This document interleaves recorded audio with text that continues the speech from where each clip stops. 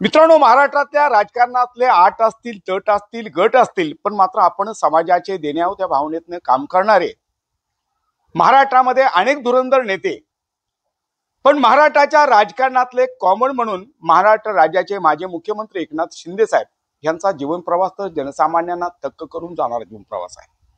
खऱ्या अर्थानं ज्याला समाजाची जाण आहे, अन्यायाची चीड आहे आणि समाजातल्या दुर्बल घटकांपर्यंत ज्यांचं पोहोचण्याचं ध्येय आहे, असे महाराष्ट्र राज्याचे माजी मुख्यमंत्री एकनाथ शिंदे साहेब यांच्या तालमीत तयार झालेले आपणाला हे सर्व उमद नेतृत्व बघायला मिळतंय. आता माझ्या पाठीमागे जर असेल तर बंडू पाटील. खऱ्या अर्थानं बंडू पाटील यांचा प्रवास आहे तो जनसामान्यांना थक्क करून जाणारा प्रवास आहे. अंबरनाथ आणि बदलापूरची बुलंद तोफ म्हणून त्यांना ओळखलं जातं. मी पाटील साहेबांच्याकडे जाणार आहे. पाटील साहेब महाराष्ट्राच्या राजकारणामध्ये आता 3 पक्ष एकत्र आहेत. तिन्ही पक्ष सत्तेवर आहेत. तरी पण राजकारणातलं तू तू मेमे, तुझं माझं जमेना तुझ्या वाचून करमेना असा प्रश्न उभा आहे. महाराष्ट्र राज्याच्या माजी मुख्यमंत्र्यांना कॉमन म्हणून ओळखलं जातं. महाराष्ट्र राज्याच्या ह्या मुख्यमंत्र्यांनी समाजाच्या विविध घटकापर्यंत गोरगरिबाला न्याय दिलेला आहे. अनंताचा एकनाथ म्हणून एकनाथ शिंदे साहेबांना ओळखलं जातं. काय वाटतं? खरं सांगायचं म्हटलं तर आज या देशाला स्वातंत्र्य मिळाल्यानंतर अनेक मुख्यमंत्री होऊन गेले, अनेक उपमुख्यमंत्री होऊन गेले, परंतु नाथांचा नाथ एकनाथ शिंदे साहेब आज हे प्रत्येक गोरगरीब घटकापर्यंत जाऊन पोहोचतात. आपल्याला माहिती असेल, आता कालच एका मुलीवरती बिबट्याने हल्ला केला, परंतु तरी सुद्धा त्या ठिकाणी साहेब पोचले, त्यांची चौकशी केली, विचारपूस केलं. दुसरं म्हणजे आज तुम्हाला माहिती असेल का, आपल्या ज्या महिला असतील, ज्या आपल्या ईदभर पोट भरण्यासाठी 10-10, 12-12 माले चढून आणि आपली खलगी भरण्यासाठी अनेक कामं करतात बिचाऱ्या, त्यांची कोणी ओळख घेतली नाही, त्यांची कोणी जाण घेतली नाही. परंतु जाणता नेता म्हणून शिंदे साहेबांनी ती जाणीव ठेवली मित्रांनो, आणि लाडकी बहीण योजना काढली.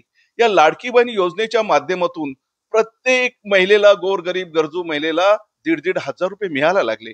आणि त्याचाच परिणाम म्हणजे या विधानसभेमध्ये आज जे जास्तीत जास्त आमदार निवडून आले आणि सत्ता आली, ती फक्त आणि फक्त एकनाथ शिंदे साहेबांमुळे.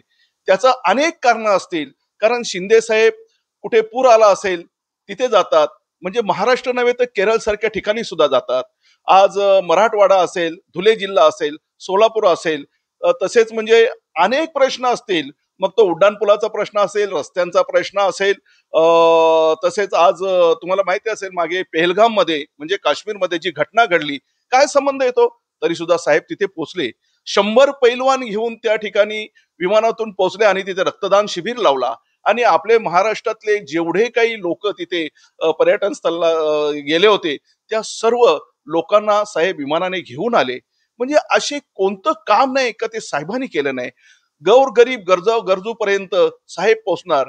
अगदी लाडकी बहीण योजना तर आहेच, परंतु लाडकी लेक योजना, लाडकी सून योजना, ज्येष्ठांसाठी, शेतकऱ्यांसाठी, वारकऱ्यांसाठी. आज तुम्हाला माहिती आहे, आषाढी एकादशी जी कार्यक्रम होतो, त्या आषाढी एकादशीला साहेब 2.5 वर्ष मुख्यमंत्री असताना त्या ठिकाणी अनेक योजना राबवल्या आणि तिथे एवढी स्वच्छता ठेवली का प्रत्येक कीर्तनकार आषाढी एकादशीला एकनाथ शिंदे साहेबांच्या माध्यमातून एकनाथ शिंदे साहेबांच्या नावाचा जय जयकार करत होते. लोकांना सांगत होते, अरे बघा आपला खऱ्या अर्थाने पांडुरंग किती काम करतो, हा शिंदे साहेबांच्या माध्यमातून पांडुरंगाचा हा कार्य करतो. अशा पद्धतीने सगळीकडे जय जयकार होत होता.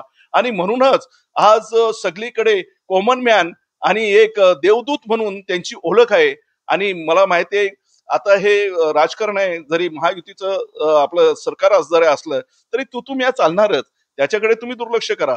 परंतु शिंदे साहेबांनी जी काही कामं केलेली आहेत, अरे वा, सगळीकडे अगदी लहान मुलापासून तर ज्येष्ठापर्यंत, गरीबापासून तर अगदी श्रीमंत. प्रश्न आहे, कोरोना काळामध्ये दुबगलेली मन आणि लोप पावलेल्या भावनांना सांगड घालणारे एकनाथ शिंदे, रक्ताचा माणूस, प्रवास बुडताना काठावरची माणसं केवळ हातपाय हलवडे एवढे काम करत होती. पण मात्र प्रत्येक ठिकाणी महाराष्ट्र राज्याचे त्यावेळी मुख्यमंत्री आपले माजी मुख्यमंत्री त्या ठिकाणी पोहोचले. हे काम एवढं प्रचंड कठीण असताना सुद्धा प्रत्येकांच्या घरापर्यंत, प्रत्येकांच्या कुटुंबापर्यंत जाणारा माणूस. महाराष्ट्राच्या राजकारणात अनेक माणसं आली, पदावर आली, पायउतार झाली, पण एवढी इच्छाशक्ती प्रबळ कुठून येते साहेबांच्याकडे? ही फार मोठी शक्ती जनतेने आणि लोकांनी त्यांच्यामध्ये दिलेली आहे. एक फार मोठा जो उत्साह आहे. आम्ही सुद्धा कधी कधी सर्व विचार करतो का साहेब 24 तासामधून 22 तास सतत लोकांचे कार्य करत असतात. काही शक्ती येते कुठना?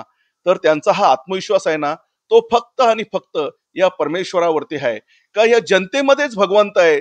जनता जनार्दन हेच परमेश्वर आहे आणि त्यांची सेवा करणं म्हणजेच ईश्वराची सेवा करणं, हाच त्यांचा एक हेतू आहे आणि तत्व त्याने मानलेलं आहे. आणि म्हणूनच 24 तासातून 22 तास साहेब काम करत असतात.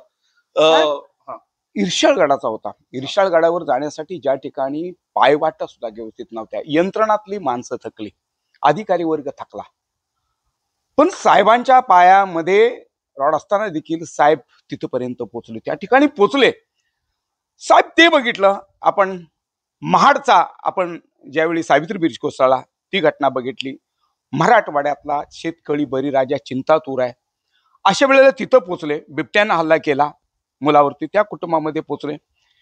हे सगळं करत असताना आयुष्यभर स्वतःचं दुःख लपवत समाजासाठी जगणाऱ्या अशा देवदूताबद्दल काय वाटतं तुम्हाला, की ही जनता शिंदे साहेबांना कधी विसरू शकेल?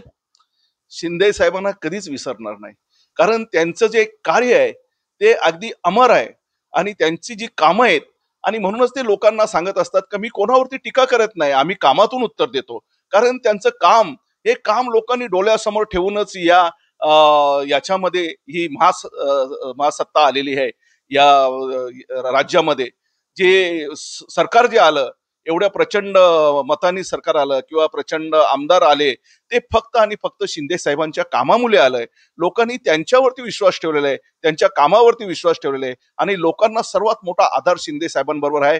आणि म्हणूनच सांगतो, आता ज्या स्थानिक स्वराज्याच्या निवडणुका होतील, ज्या महापालिकेच्या निवडणुका होतील, ज्या नगर परिषद निवडणुका होतील, आणि त्याच्यामुळे सर्व लोकांचं एकच म्हणणं आहे का शिंदे साहेबांचं काम आहे आणि शिंदे साहेबांनी केलेले जे उमेदवार आहेत तेच लोकांना तारणार आहेत आणि म्हणूनच त्यांना आम्ही भरघोस मताने निवडून देणार आहोत. अशा पद्धतीने सगळीकडे लोकांच्या भावना आज व्यक्त होतात साहेब. आयुष्याच्या सुखद दुःखद वळणावरती काही माणसं मिळतात, आयुष्य बदलून जातं. तसं हजारो कार्यकर्त्यांचं आयुष्य बदलून टाकणारे स्वर्गीय धर्मवीर अण्णा ढेकळच्या विचाराने प्रेरित झालेले महाराष्ट्र राज्याचे माजी मुख्यमंत्री आणि आताचे उपमुख्यमंत्री एकनाथ शिंदे साहेब यांचा प्रवास होता, तो जनसामान्यांना थप्प करून जाणार होता. पण शिंदे साहेबांच्या तालमीत आणि दिघे साहेबांच्या तालमीत तयार झाले 80% समाजसेवा आणि 20% राजकारणाने प्रेरित झालेली ही माणसं, आणि म्हणून खंडू पाटलांच्या रूपाने त्यांचे सहकारी मित्र असतील. खऱ्या अर्थानं माणसानं माणूस जोडली की माणूसच एक सुंदर नातं काय तयार होतं, याचं मृत्यूमंद उदाहरण खंडू पाटील. म्हणून आपण बंडू पाटलांचा ह्या सर्व या प्रवासाबद्दल आपण जो प्रत्येक क्षणोक्षणी आणि पदोपदी आपण जर ह्या सगळ्या जर प्रवासाची जर आपण टीका आणि टिप्पणी जर दूर सोडली, तर खऱ्यानं महाराष्ट्रातल्या तरुणांना प्रेरणा देणं, समाजातल्या विविध घटकांना ज्ञान देणं, आणि हे सगळं काम करत असताना आपण समाजाचे काहीतरी देणं लागतं या भावनेतनं काम करणाऱ्या सर्व ह्या हुंडरी व्यक्तिमत्वाला नवकेसरीचा सलाम. कॅमेरामॅन सेमी कागंत्रे, मी रिपोर्टर सागर पाटील.